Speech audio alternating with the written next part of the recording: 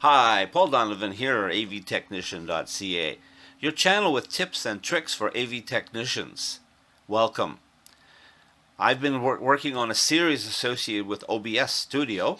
This is part 3, and that's going to teach you a little bit more. If you like this video, give me a thumbs up. Click on subscribe so you can subscribe to my channel. And I have comments turned on, so I welcome your comments. I get many great ideas from you about things to do. Now, OBS Studio is a community-supported program, totally free. There's none of these tricky things where you free download and then they start bugging you for money. Totally free. You can download the program at www.obsproject.com. Go ahead and download and install it, and I'll wait for you. No, I'm not going to wait for you. No, you can hit pause, and if, of course, maybe you've already got it on your computer. So now we're going to move into part 3 of this video, of these series of videos in OBS. We're going to talk about sources. So if I transition over to you guys, there we go. So I transition over here. I'm now looking at the interface of OBS. And in part 2, this is how we left it. We had scene 1. And scene 1 was display capture. So what's happening was this scene 1 was actually capturing the OBS version that you guys are watching. Yeah, that's what you're watching. And actually, no, it's not. You're watching the other one, aren't you? Right? What are you watching? You're supposed to be watching something else. You're watching the wrong program, everybody. Second one. There you are. This is yours. Whoa. What did it do? All right, never mind. We're going to worry about that later. First off, let's just get rid of that one. See, not everybody's perfect. All right, so by rights, you should be seeing the default window. Yes, you are. You're seeing the default setup, and the only thing that's new is the fact that we created a scene in the previous video, and the scene was a scene like this. Okay, so what I'm going to do is I'm actually going to get rid of this scene, and I'm going to start fresh. So here we have scenes. That's the first part of the previous video. And now we have sources. I have a feeling I could talk for days about sources, but let's keep it as simple as possible because I want to try and keep this video down and already used over 2 minutes. Okay, so if you want to add a source, you hit the plus mark. You hit plus, and you have a choice. You have application, audio capture, input, audio output, Blackmagic device, browsers, color source, display, game, image, and so on and so on and so on and so on and so on and so on and so on and so on and so on and so on and so on. Okay, you have many options available to you. So most of the time, what I do when I first start doing this is I first do an audio input capture because I want to be able to capture the audio. So I now have to go in here, then I have to choose where my audio is coming from. In this case, it's coming in from my microphone off of the USB. And I should hit transition, and you see that my audio input is bouncing, which means the voice that you're hearing is mine. So this means that I'm now recording the audio from our event. Now, none of that shows up yet, but that's the audio. Now, you want to start adding in. So let's say you want to add back in my camera. So my camera is running on a window capture. It's running on an application that lets me use my camera from my iPad. So I'm going to call window capture. I could change it, but I'm going to be lazy. And now I want to choose what I'm capturing. And I'm going to be capturing the IV cam. There's my camera, capture method. I don't want the cursor going over it, so I click OK. And there is my camera. You see that? I can transition to it, and there's my camera. Now, here's a fun thing about it. You'll notice over on the left side in the preview mode, you won't see this in the normal mode. If you do this, you'll see this. And everything you do is live and going to happen. If you're in studio mode, you can do it here. Notice that you have a red frame with all the usual handles, and you also have a line here that tells you 425 pixels, 500. This is telling you how many pixels of your screen, and remember we're working in 1920 1080, so this is showing you that, and tells you that you can move this around. If you want to try to center it on your screen, then you would try and make it centered on screen. Also, your handles means you can make it bigger or smaller, but it don't distort. Okay, if you want to distort it, then you hold the shift key down and you can distort it from its usual. You do have the ability also to Control Z to undo your changes. Now you say, well, I don't want to capture this white bar. Great. You hold down your Alt key and you bring it up. There. Done. The white bar has disappeared.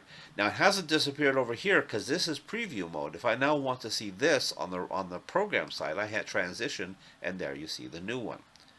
Now if I want to also capture my PowerPoint, I'm going to use a window capture, another window capture. This window capture is going to capture my PowerPoint. There it goes, and I don't want to it carried, and I don't want that, so I'm going to click that. And now I have a window capture mode which has disappeared. Where'd it go? Is it gone behind? Where did it go? Maybe it won't let me grab it because I'm already using it. That's odd. That's odd. Should be showing on the screen.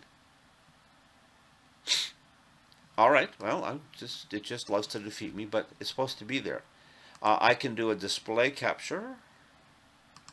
Right, and I do display capture, and I can capture automatic. Let's do screen number 2. And there you see screen number 2. This is screen number 2 not showing up. Oh, you're fighting me. I bet you it's because I'm running dual mode, right? And it won't let me run these things, two things capturing it. Let me see if I can turn to go here. Oh, here, can I? No, not going to let me do that. That would be too easy. So I can go this one here, capture 2, and have it capture display capture instead. Display capture screen number 3. And there we have, oh look, they all came in. Oh, okay, they all had decided to behave themselves. So I now have, I captured a display capture, my third screen. This is the other instance of it. I had transition in so you can see it. And there. And I have the ability to move things around. I have the resize window. I can make them bigger or smaller. I can make this one bigger or smaller. Put it around. I can make this one bigger or smaller. Right? And if I want to, I can trim it. So I go there, hold down the Alt key, and I can trim it down to that size. And even off the top. And then I can still grab the corners and stretch it bigger. And there you see, there you go. So you see how you can roughly build various things. And also you have the ability, if you have a video capture card, in this case I can use the video capture card built into my computer, and my forward-facing camera, high, right? And then I have another camera here that's not as nice as the camera I'm using, and I can alt it, bring in the sides, hide all that green, and bada boom. I can do many things. In fact, I also have the ability to do filters on that item. So I can do visual filters. So I can go in here and I can try to do some color correction. And I call it color correction, and I can go in and adjust the gamma. I can go in and adjust the contrast. I can go in and adjust the brightness. Woo, woo. The saturation. Woo. Hue shift. Ooh. Oh, I got a purple shirt. Yeah. The opacity. I can even reduce the opacity. I can do many things to this one using this color correction. I can also put in Luma key, which is sort of a green screen type thing. Move smooth and so on. So if I actually had a green screen behind me, I could do that. I could have the scroll feature, horizontal speed. So this is a way for my video to go back and forth. Vertical speed. Right. So now my video is moving on its own. Oh, isn't that exciting? Okay. Then if I don't like that one, I can take it out by hitting the trash can, and I can remove that video. So you see there's a lot of things that can happen here with OBS with sources. But the only one I'm going to add in, if you want to have a color behind, like instead of having that black behind, you can put on a color source. And in here you can choose the color you want. So you can choose if you want to have a white background, you choose white. And you click OK and OK. And now you have it, but you say, hey, it covered over everything. That's okay, because you can take this and you can drag it down to the bottom. And now the white's behind. And now you say, oh, but the black bar, I want to get rid of that. Well, you do that by holding the Alt key on your keyboard, drag the black part over, and there you see, you have it all nicely done. And then transition it over, and there you see. You can take this and move it to the left. You can take your camera and make it nice and big. All right, and if it's behind, it looks great. Okay, now this has got a little bit of a bottom on it, so let's take that bottom off. Let's make it bigger. And there's the camera, and let's get this, it's this one here. Let's get rid of that one, that other Windows capture, the other Windows capture, the other display capture. There we go, display capture. Let's trash that, make it go away. I said trash. Yes, it's gone. And I transition it over, and there you see. You got a visual. Oh, and I can do just like I did, what I did on the main one. I can also put in an image. So I have to browse my computer and try to find some images. Got to find out where I've got some images.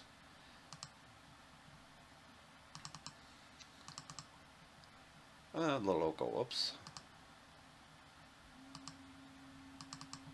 And 23, and there's my logo. Put that up, and I say OK, and then I can change its size and make a little bit of a,